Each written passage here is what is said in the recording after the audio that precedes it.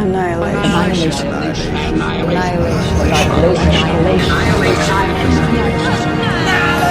1 minute at a time.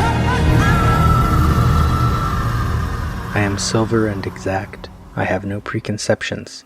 Whatever I see, I swallow immediately, just as it is, unmisted by love or dislike. I am not cruel, only truthful. The eye of a little god, four-cornered. Most of the time I meditate on the opposite wall. It is pink, with speckles. I have looked at it so long. I think it is part of my heart, but it flickers. Faces and darkness separate us over and over. Now I am a lake. A woman bends over me, searching my reaches for what she really is. Then she turns to those liars, the candles or the moon. I see her back and reflect it faithfully. She rewards me with tears and an agitation of hands. I am important to her. She comes and goes. Each morning it is her face that replaces the darkness. In me she has drowned a young girl, and in me an old woman, rises toward her day after day like a terrible fish. Sylvia Plath, Mirror. During the night, Jacob got up and took his 2 wives, his 2 servant wives, and his 11 sons, and crossed the Jabbok River with them. After taking them to the other side, he sent over all his possessions. This left Jacob all alone in the camp.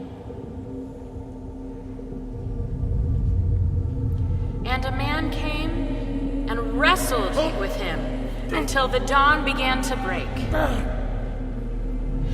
When the man saw that he would not win the match, he touched Jacob's hip and wrenched it out.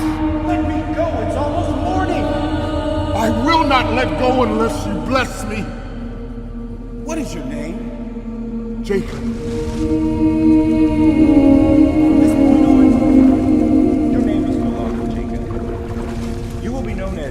Israel, because you fought with God, with humans, and you won.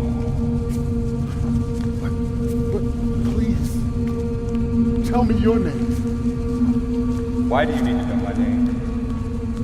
Then he blessed Jacob there.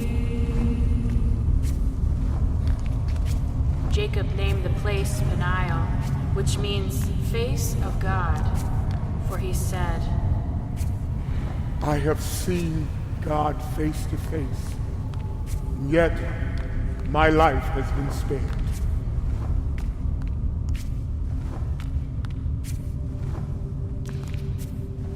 The sun was rising as Jacob left Peniel, and he was limping because of the injury to his hip.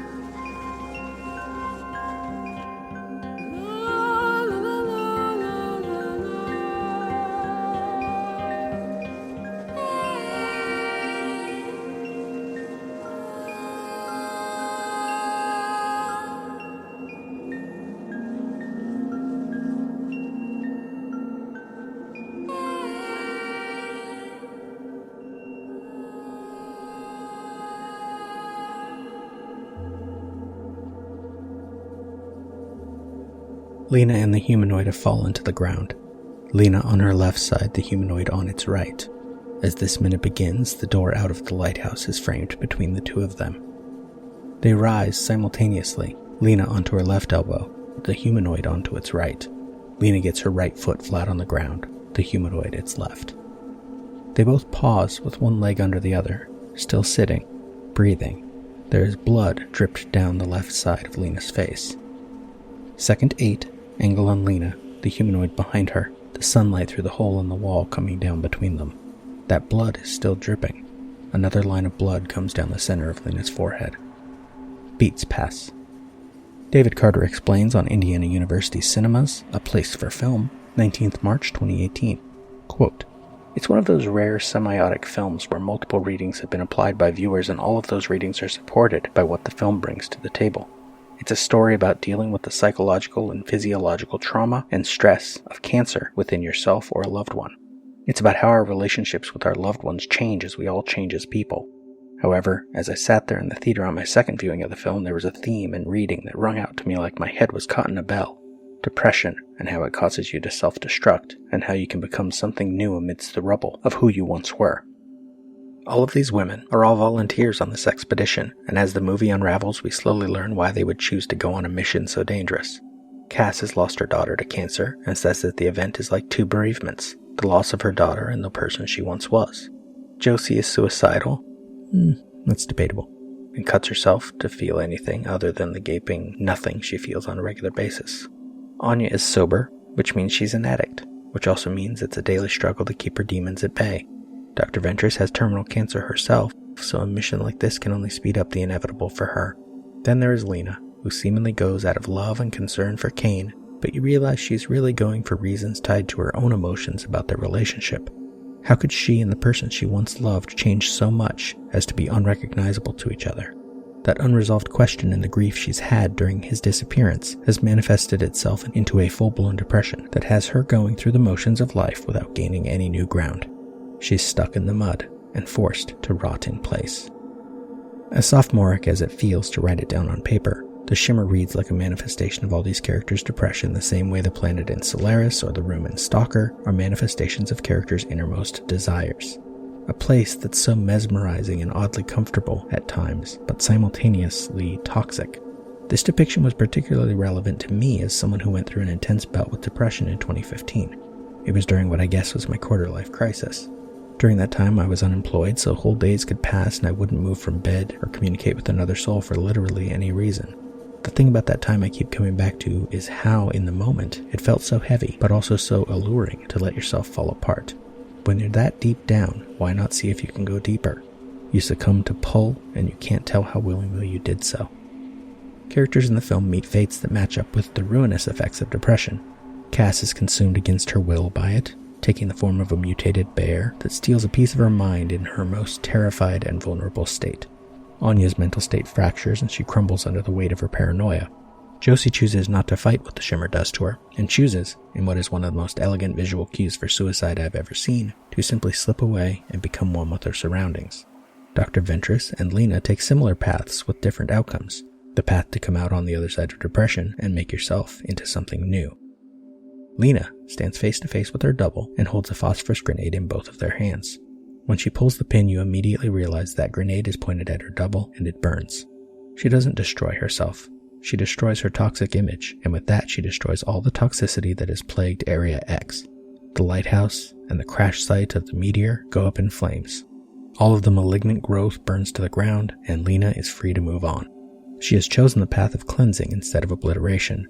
It's the path that's the hardest to choose, and takes the longest to see the effects of. My bout with depression began in the spring of 2015, and it took about 2 years of inch-by-inch progress to sit here and be in a place that I can even contextualize in a way that would make sense to people. It only happened when I realized much of what I thought made up parts of my identity had become malignant and cancerous and were just making me sicker. I had to burn it away and turn that matter into a raw energy I could make something new with, while I myself, like Lena, was free to move on a changed person." End quote. Lena leans over and pushes herself up. The humanoid mirrors this behind her. Camera rises with them, finding the beam of sunlight between them. Both Lena and the humanoid are unsteady on their feet, swaying slightly. Lena turns slightly to her right, the humanoid slightly to its left. Lena abruptly turns the rest of the way to face it. The humanoid turns, a moment behind. They stare at one another. Beat. Dr. Srini Pillai explains in Psychology Today, 19th May 2019, quote, "What is your sense of self? What does it matter? And what can you do about it to feel less depressed? In this post, I will focus on one of the theories that explain why people get depressed. This premise is called the self-discrepancy theory. According to psychology professor Edward Higgins, the self has three aspects: an actual, ideal, and ought self. An actual self is who you think you are and how you assess your characteristics, such as talent, intelligence, and looks. An ideal self is what you wish you would or could be, and an ought self is what you or others think you should be. Research indicates that when there is a mismatch between your actual and ideal selves, you are likely to get depressed. Say, for example, you think of yourself as smart, hardworking, and successful, but in real life, your work situation limits your progress and starts to slow you down. When your actual self becomes a lower achieving version of your ideal self, depression will set in. So when you're depressed, you should address the actual ideal mismatch." End quote. Second 30, reverse, over the humanoid's left shoulder on Lena. She eyes the humanoid, furrows her brow slightly. Reverse, over Lena's right shoulder on the humanoid. It mimics the rising of Lena's shoulders as if it is breathing, but it has no brow to furrow just yet. Beat. Gil Fronsdale explains on Insight Meditation Center, 1st October 2002, quote, "As an alternative to framing the spiritual life around the self, the Buddha suggests instead that we look at our experience through the framework of the Four Noble Truths, focusing honestly and directly on our suffering, the grasping that causes it, the peace or happiness that results from the release of grasping, and the way of living that supports a sense of well-being. The Buddha's teaching points us away from looking for the self, or trying to understand or improve the self. Instead, it suggests that we pay attention to the fear, desire, ambition, and clinging that motivate the building of self-identity. Perhaps we feel that we are defective in some way, and that our meditation practice will help us make or find a better self. Can we instead find the particular suffering that is connected with wanting to improve the self? Liberation entails releasing our suffering, not avoiding it, seeking relief from it, or compensating for it. This doesn't necessarily mean that we dwell on our suffering either, or that suffering never ceases. Indeed, the third noble truth reminds us that there is a cessation to suffering." End quote. Second 38, angle from the side, the door framed between them again. Lena steps forward with her right leg, the humanoid with its left. Lena pauses. The humanoid pauses.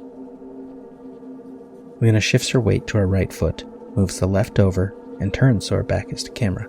The humanoid steps with its right foot past its left, echoing instead of mirroring, so they may remain face to face. Again, the humanoid is between Lena and the door, but Lena is no longer trying to run away. On her watch, the time is now 12:15. They were unconscious on the floor for a good 20 minutes at least. Lena steps to her right, the humanoid steps to its left, mirroring again. On the next step, the humanoid is ahead, stepping forward with its right foot, and now Lena echoes, stepping backward with her left. The sunlight is between them again, then the humanoid blocks it, and we cut, second 55, to angle over the right shoulder of the humanoid on Lena, her back now to Kane's burned body. She breathes hard, she shifts to her right, the humanoid to its left, and timer is out for this minute.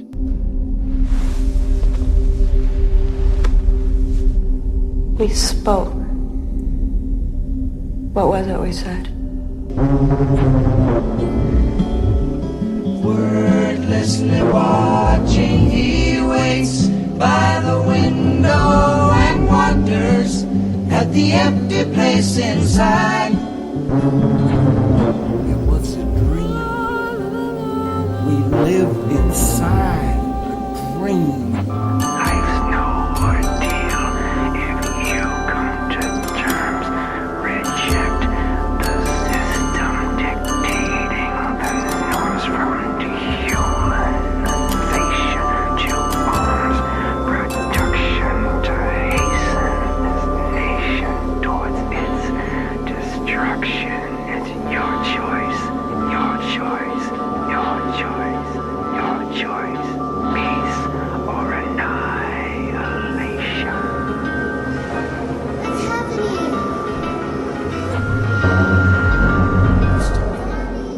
Annihilation is all we are.